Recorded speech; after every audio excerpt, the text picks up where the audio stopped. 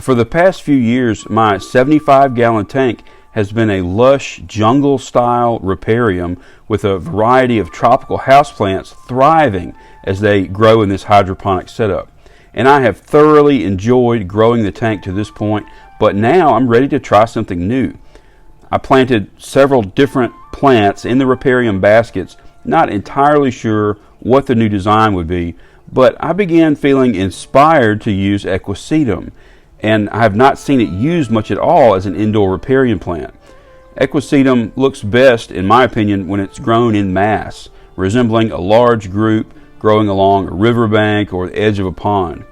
I started thinking about how it is a plant that has been around since the age of dinosaurs, and I got the idea to use it and other plants that show up in the fossil record and create a prehistoric swamp, or at least something resembling one.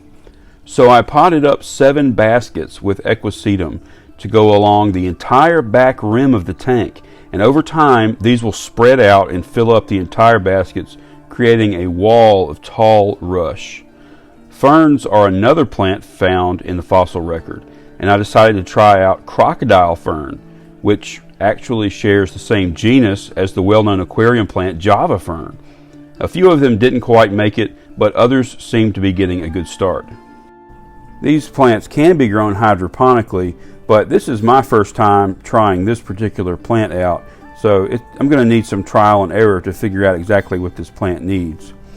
Next, I'm going to use some lava rock to fill in some of the lower areas in the basket, and then begin planting water sprite, which is also a type of fern, and this is going to grow above the water but also down into the water, as well as Japan pennywort. Now, both of these plants were grown in high humidity boxes, and they're going to melt back some in a few days, but they should adapt fine over the course of a few weeks and put on some new growth. I tear the pennywort into pieces and use tweezers to just tuck them into the tight places and start placing Petoskey stones around them. These Petoskey stones belonged to my wife's grandfather, who used to collect and polish them back before it was prohibited to do so. These are definitely a fitting accent stone to a prehistoric themed tank. Next, I'm going to use Java moss to hide the planter basket rims.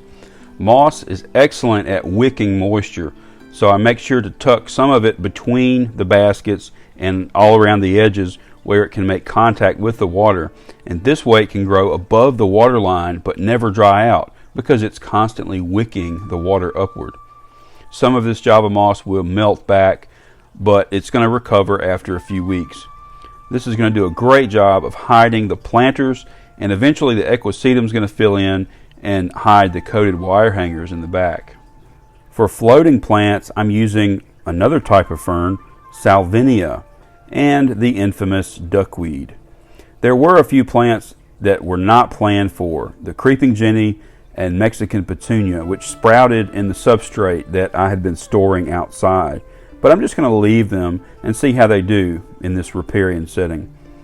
I did not change the aquarium plants at all.